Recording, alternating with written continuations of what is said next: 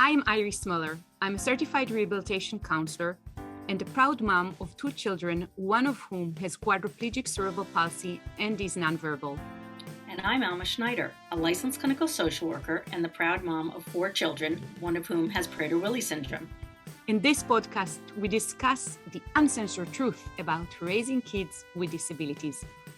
Prepare to laugh, cry, and hopefully learn something new. This is Two Moms, No Fluff.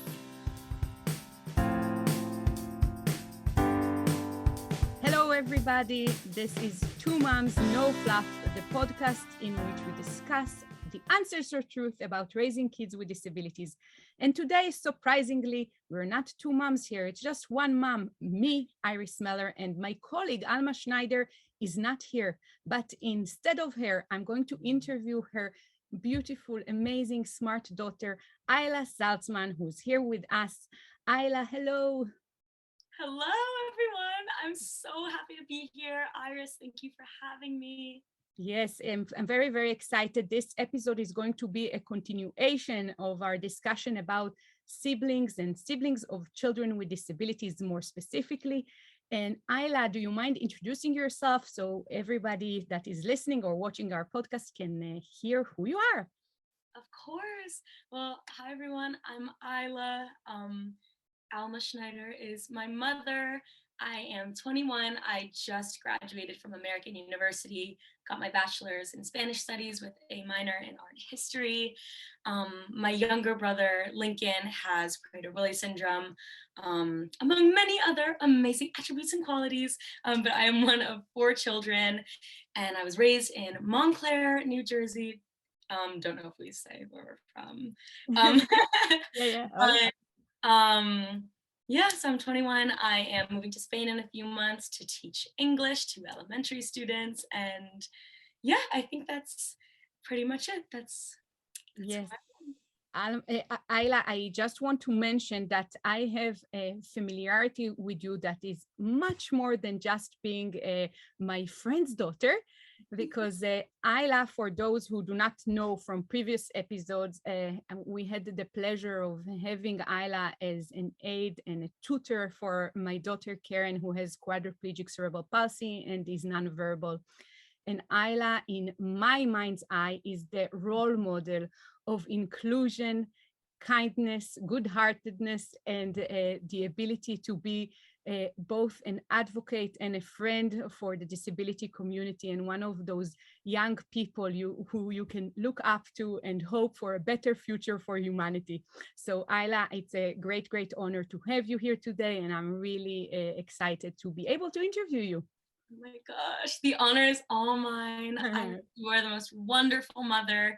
It has been just such an amazing part of my upbringing to work with Karen and become so close with your family, and you are such an incredible person, and I'm just so happy to be here talking with you. Thank you. So Ilah, do you mind describing Lincoln in your own words for people who do not know him personally? Of course. I mean, I know that this podcast is obviously education around disabilities, but also debunking a lot of misconceptions and stereotypes that are related to raising a child or being in a family or being close to someone who has a disability. I mean, yeah, from a practical standpoint, Lincoln has Prader-Willi syndrome, so he has a lack of connection between his brain and his stomach, causing this very insatiable hunger. But that's, just as I said in my introduction, that's just this one specific piece of his identity, and the way that I was raised and the way that Lincoln's disability was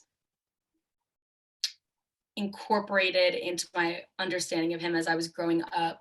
I mean, Lincoln just is my brother. He is incredibly bubbly and caring. As I was growing up, he was always like the favorite amongst all of my friends. Everyone would always call him Smiley. He was just this really happy, just smiley, wonderful, vibrant little boy. And he's grown into just the sweetest, most caring, wonderful young man. He's incredibly passionate and motivated. He is very, very focused on helping others.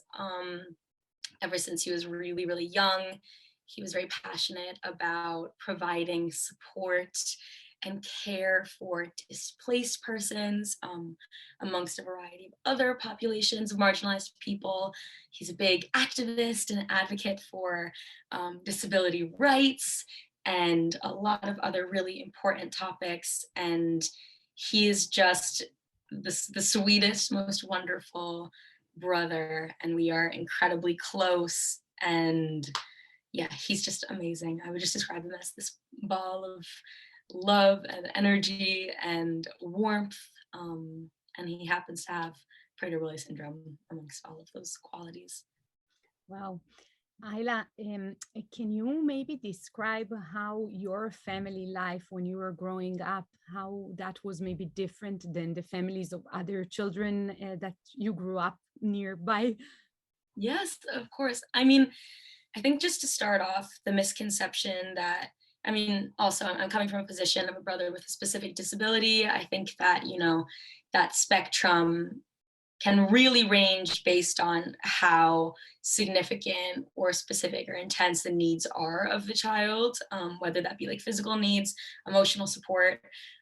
In my personal perspective, I think that, every family is bringing something to the table. Every family has really significant differences. And just because Lincoln, having him as a brother, or my parents having him as a son, just because he had these really specific needs, that didn't mean that we had differences in a way that my other friends' families didn't. I remember growing up and hearing things that my friends were going through with their families and being so surprised or shocked or just in disbelief. And so I think it's all so incredibly relative how you define different. And I think that's been a big theme in this podcast as well, understanding how it's so subjective and, everyone has these specific areas of power or weaknesses or differences. But in my family specific situation, I think as I got older, Lincoln's syndrome definitely became more relevant. One, because he was growing like bigger and stronger. He had more agency and individuality, and he had more space. But it was also because my parents, as we were growing up, very much made it this foundational goal that our family's dynamic would not be centered around the fact that Lincoln had, like, quote unquote, something wrong with him or something different about him. And so I remember, like, for a long time while I was growing up, obviously we understood that Lincoln had some different needs, but my parents didn't even communicate or define those needs as this specific syndrome until I was maybe a young, like 10 years old or something in that age range. And so I just always kind of thought of it as my family, and Lincoln was specifically hungry, and there were certain things that we would do in my household that maybe weren't done in other households. And as I got older, those became a little bit more strict or defined. But yeah, I mean, none of my friends had padlocks on their kitchen. That's definitely one notable thing. I think the tantrums are definitely something that I was experiencing with Lincoln that were not things my friends were going through. But it's also interesting because I think, I'm able to identify and point out these aspects that were, quote unquote, different, but it's relative because I didn't think of anything as different until people outside of my family were stepping in and looking at things from this exterior perspective and being surprised or a little confused or having questions. And so I think my idea of how my family is different, partially came from either having stepped away myself and realized that the world doesn't operate the way that it did in my house growing up, and also just people outside of my family commenting or witnessing or just acting as like outside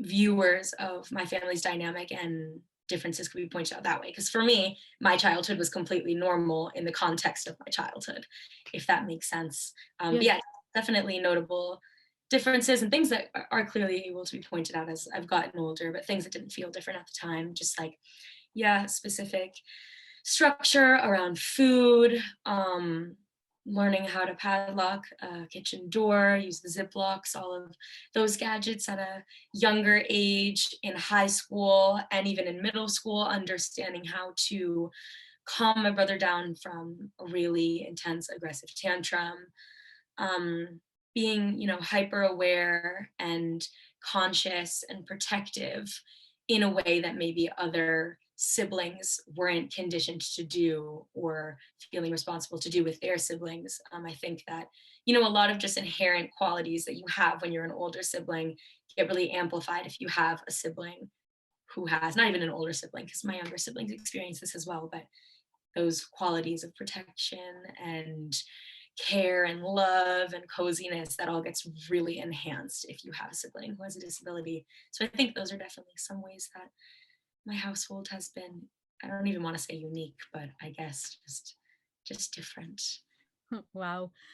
Ayla, I want to kind of expand on this a little bit and to ask you, in what ways do you think being a sibling to Lincoln specifically shaped the adult that you are today? Can you explain a little bit about that, and also maybe in what ways you find yourself maybe different than other young people your age or your age group? Yeah, definitely. I mean, I think it's really funny how many things I didn't realize until I really started to, when I got to college, I think that's when the differences and the special qualities, or this or that started to kind of, I was able to see things from a little bit more of an outside perspective, ways that, having more of this caretaker role in my upbringing affected my maturity and my empathy and also my patience. But I think, yeah, having a sibling with a disability has really deeply shaped who I am in really positive ways and in ways that I've also identified I need to work on and I need to expand on and understand and unpack a little bit and grow out of, or just study a little bit more and be a little bit kinder to myself about. I think, first off, just from a professional standpoint, having a sibling with a disability, I definitely have gravitated very strongly towards jobs with children who have a variety of significant disabilities. As we have talked about, I have done a lot of work with your daughter. I have done work with other children with Prader-Willi syndrome.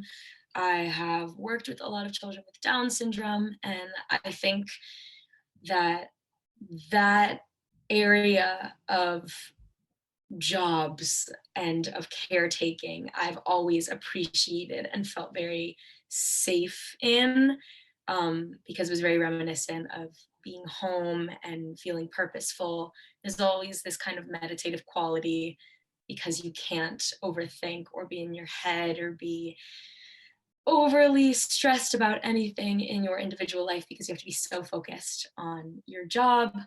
So I think professionally, having a sibling with a disability has really affected, the jobs that I've gravitated towards. Also, in relationships, I've definitely noticed habits. I'm currently dating someone and I'm seeing so many interesting um, attributes that I have that I think really do stem from having a sibling with a disability. I'm seeing those emerge and I'm seeing how those are nurtured and appreciated and loved by someone who is respectful and passionate and empathetic. Like I think that I, growing up, have always, as I've said a few times already, I've definitely taken on this caretaker role. And I think the way that that translates into relationships is really fascinating because I have to feel like I am caring as deeply as possible in order to feel like I'm being a sufficient partner.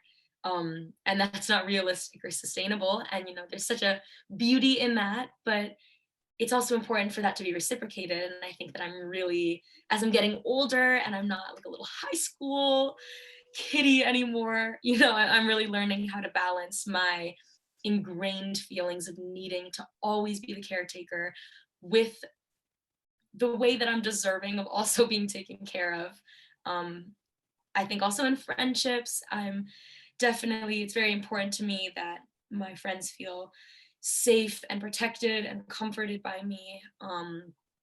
And I think same with my family, definitely. I think, having a brother with a disability has made me very, very mature starting at a very young age. I was obviously exposed to a lot of events and experiences that a lot of other children may not have had the same exposure to. And that's not a bad thing. That's just the reality of my childhood. And once again, that didn't feel wrong or disruptive. It was my experience growing up, and my experience with my loving and attentive family. It was also just having a brother who had these needs that made me experience life in a specific way. But, I think having been challenged at a young age and shown the need to stand up and be resilient and be passionate and patient and show a lot of unconditional love to the people that I value, I think that has really played into the way that I love and appreciate and take care of the people in my life. It's definitely made me more thoughtful and sensitive to people's feelings. I think it's made me love very unconditionally, and that's a very positive thing. But that can also come with downsides because I don't always have the ability to recognize my own boundaries and know when to take a step back and be kind and attentive to myself, because my focus is always being so loving and attentive to the people around me. And that's something that I am definitely working on. And that's been a very successful journey. But yeah, I think it's shaped me in very, very positive ways. And I'm definitely seeing a lot of those ways play out now. But yeah, professionally, romantically, in my friendships, in my family settings, and also just in my own identity, recognizing a lot of the effects of having a sibling with a disability on my growth and development, for sure.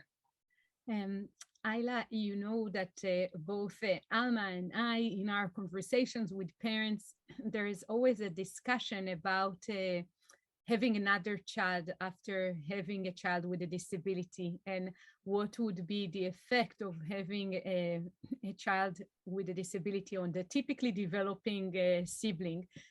You have a different perspective because A, you're now an adult, and B, you were there in that equation even before Lincoln was born. So can you please share a little bit from your insight about your thoughts about the siblings' life and what parents can do to kind of maybe balance the equation when they have one child that requires a lot of care and maybe modifications and attention, and the other siblings who are typically developing. Can you maybe share some of your perspective? Definitely. I mean, I think there's definitely something to be said about the fact that I had, kind of, I don't want to say the best of both worlds. Definitely not the right wording, but I had the privilege of experiencing somewhat of like a quote unquote typical childhood. Lincoln and I have a 4-year age difference. And I, for the first 4 years of my upbringing, got to experience being, the only child, and a child that could be just kind of raised in this very like neurotypical, able-bodied sense, in a very traditional fashion that I think my parents had probably imagined, since they weren't aware that they were eventually going to have a child with a significant disability. But with that being said, I mean, I also very much grew up with a brother with a disability, and it also observed and experienced my younger siblings and their journeys, having been raised with my brother's needs along with their own. I think one of the main and most important things that comes to mind for a parent who is considering or approaching having a child after having a child with a disability, that was the question. Yes. I think first off, just take a breath. It's going to be okay. It is going to, I'm speaking from the experience of being in a family where children were born before and after a child with a disability. Everyone is going to be loved. Everyone is going to be able to support each other. And I think a very important aspect of that for parents is recognizing that first off, you can't do everything. And even when it feels like you need to take on every single role, you need to take on best friend, perfect mother, perfect father, um, activist, teacher, therapist. You're doing your best, and that is all you can do. But if you do not take time to decompress and process your own emotions and interact with your own relationships, you're not going to be able to be a sufficient and successful parent or figure for your child. You need to recognize that you are human, and as rewarding and valuable and beautiful as it is to have a child with a disability, just as it is with any child, if you don't take space and you don't find ways to decompress and process, and I think a very useful mechanism for that is therapy, or just very strong friendships, just outlets outside of the family dynamic that allow you to express and decompress what you are living and experiencing on a daily basis. I think that is a really, really crucial way to be as loving and attentive as you can in your family. That's definitely been my experience. I think the way that my parents have been so open about their own personal needs and the strength that they've had to take a step back, which hasn't been easy, but their strength and the work that they have put in to identify their own boundaries, I think has worked very much in favor within my family and helped them be present and attentive and not feel resentful or overwhelmed, when difficult things are coming up. I think that's really important.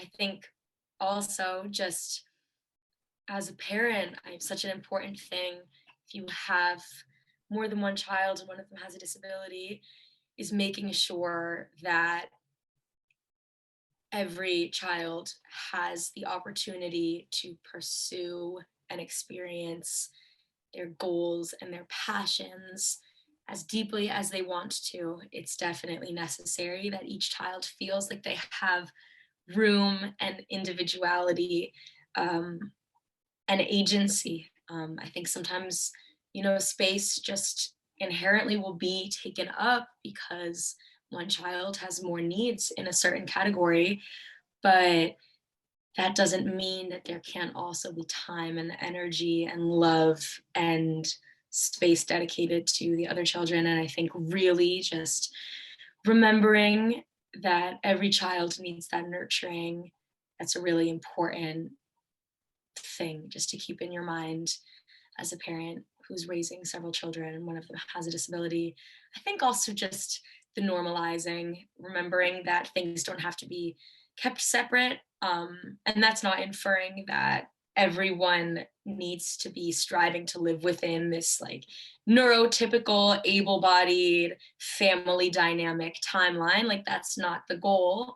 But the goal is inclusion and making sure that each child, feels like they have their individuality, their space, that they're appreciated, that they're pursuing their goals, that they're feeling loved, that they are provided with the resources that they need to express their struggles and their passions and excitement and emotions, but also just that they feel close to their siblings and that they feel close to their parents. And I think, making sure that there are a lot of environments of inclusion, whether that is in an academic, a social, a camp setting, a after school activity setting, or if it's also forms of therapy and quality time.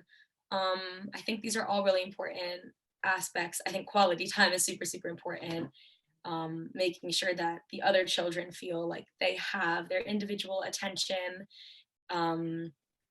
is super, super necessary. But I think also, just as I said in the beginning, pacing yourself and knowing that it's not as scary as you think it's going to be, and it's actually going to be quite beautiful and touching and meaningful. But making sure that you take a step back to take care of yourself so that everyone can feel taken care of in return. think those are all really important things. I am telling you, sitting here listening to you answering those questions just reminds me all over again how mature and sophisticated and knowledgeable you are, and what an evolved person is in the room right now. Thank you for doing this interview. I'm enlightened by this and learning so much from you. I have one last question, if you don't mind. And, I really, really appreciate all your answers. It's been mind-boggling, nothing less than that. And I want to ask you, what are your thoughts about inclusion of people with disabilities, and how do you see our society as a whole when it comes to inclusion? Well, I think we're trying. I think we're definitely trying.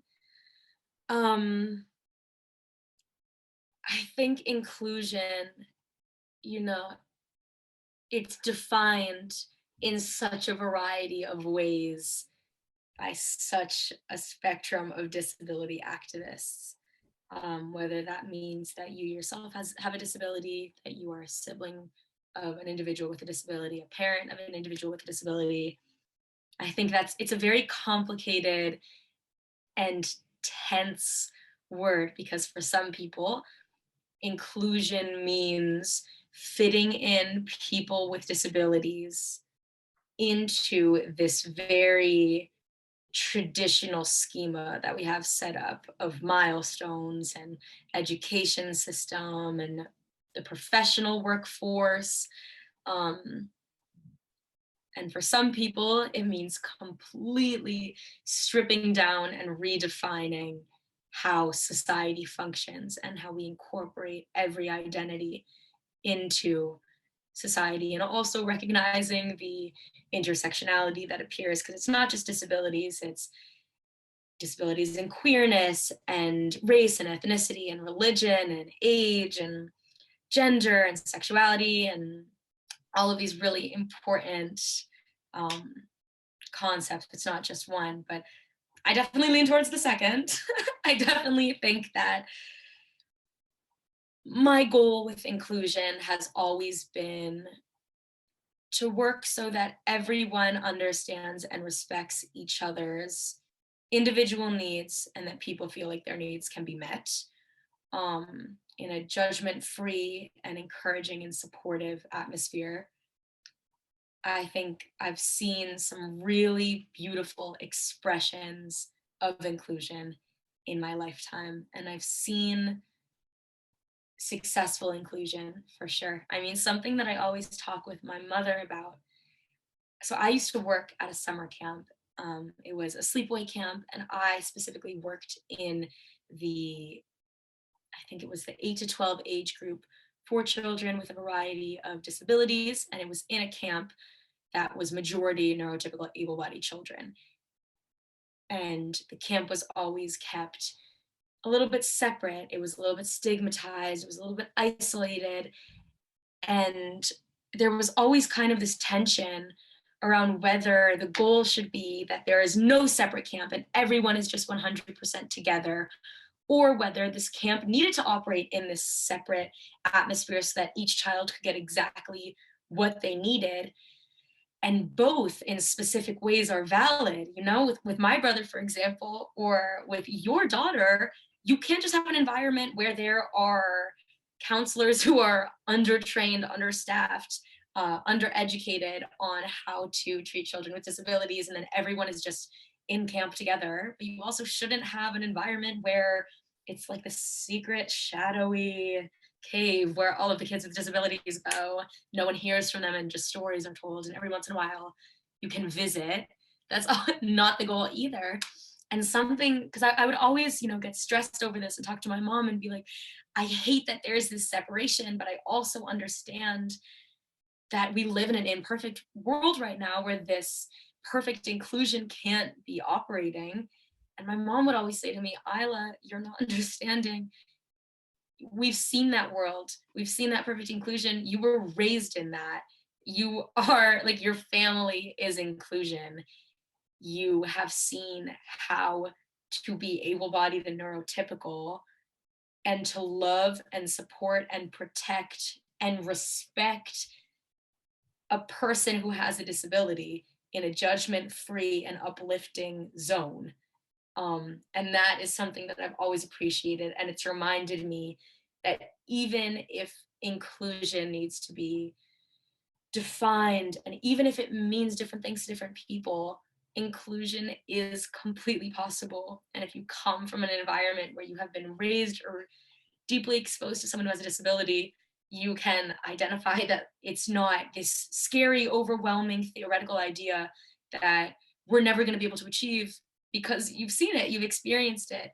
And it's not perfect, it's not easy, but that's the reality of being human and of having different abilities. And that's not just disabilities, it's queerness, it's mental health, it's gender. Like, we see these forms of marginalization and these forms of ranging strengths and weaknesses and capabilities, like, in so many different areas of society, and those are being actively worked on in a legal setting, in an academic setting. Like, we see this work taking place, and I think inclusion in the form of like disability inclusion is completely possible.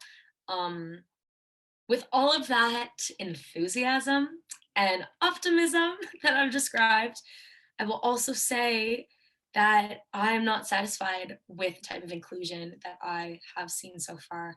On a very minor scale, for example, when I was working with your daughter and new park was being built near your home, and the park that had existed there, that was supposed to be this inclusive, wonderful environment for each child to enjoy, and for each child to be able to experience children like with a range of disabilities, including like children in wheelchairs.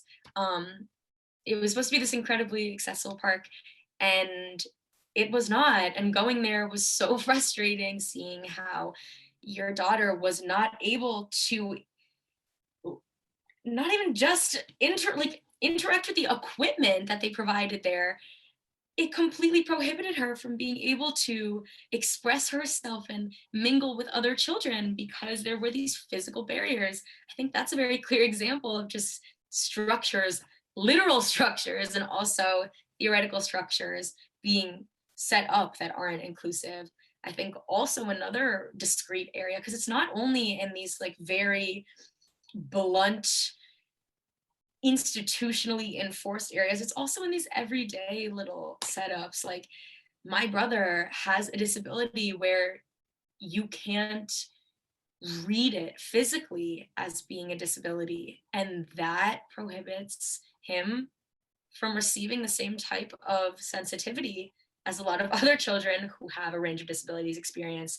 If you can see their disability, he reads as an able-bodied neurotypical individual who is a little bit socially awkward, or who causes tantrums, or who can be provocative if he is feeling insecure or threatened. And I think because of the fact that he reads as this neurotypical able-bodied child, he's met with a ton of ableism that is completely allowed and encouraged.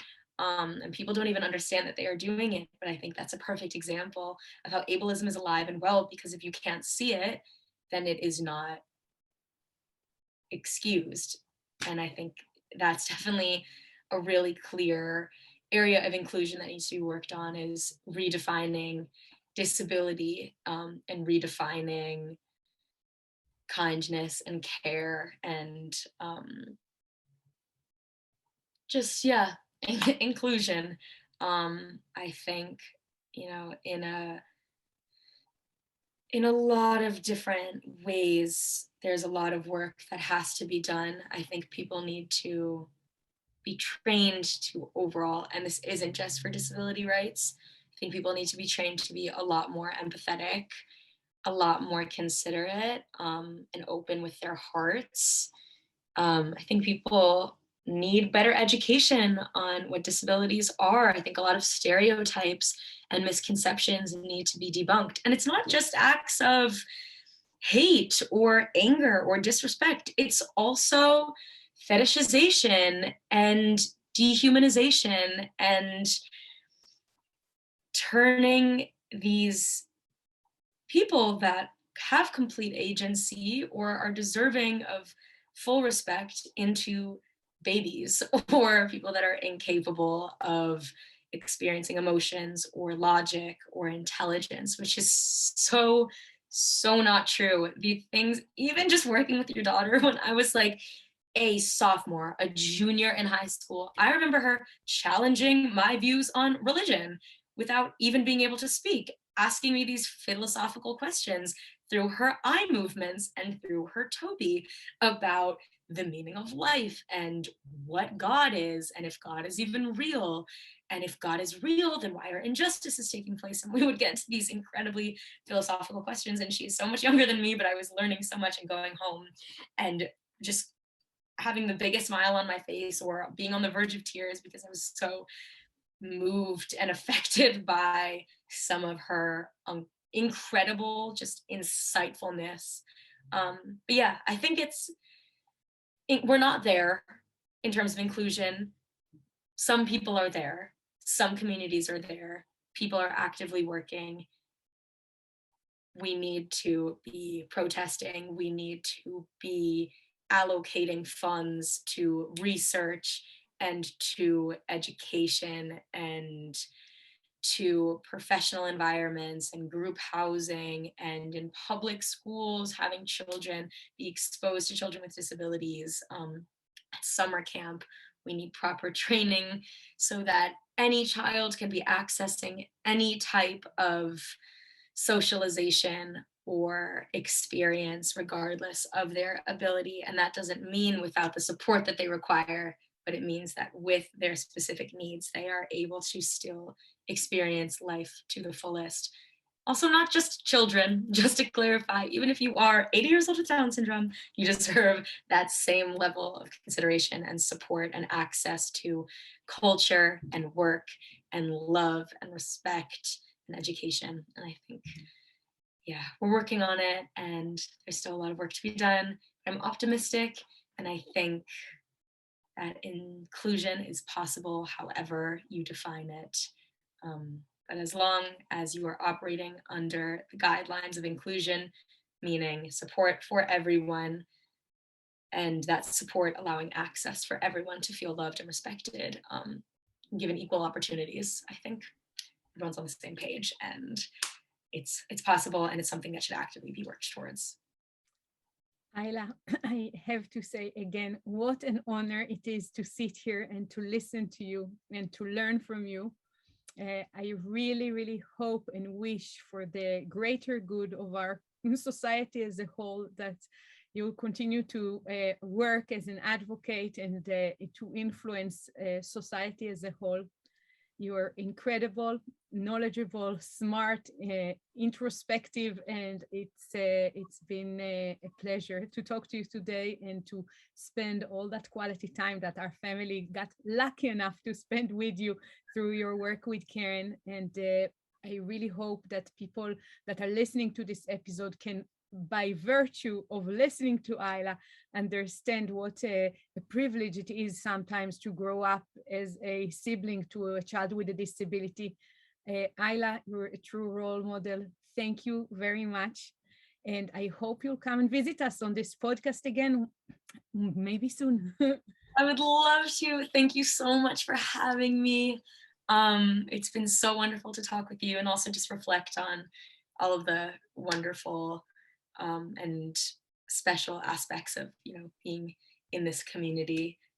You are so wonderful, and I think this podcast is the most incredible and loving gift that you could be giving to society and to so many parents and children and siblings and family members and friends and community members. It's the most wonderful gift that you could be giving of education and support. So thank you for having me. You're doing such wonderful things here.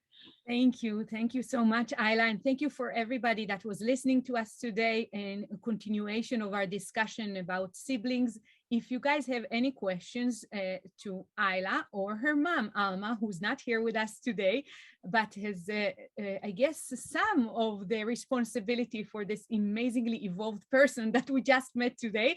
So please don't hesitate to comment, send us emails, and let us know, and we'll be happy to get back to you with more information. Thank you, and see you next time. Bye. For more information, please go to www.twomomsnofluff.com. Thank you. If you like this podcast, please subscribe and give it a 5-star rating so more people can hear it. Thank you.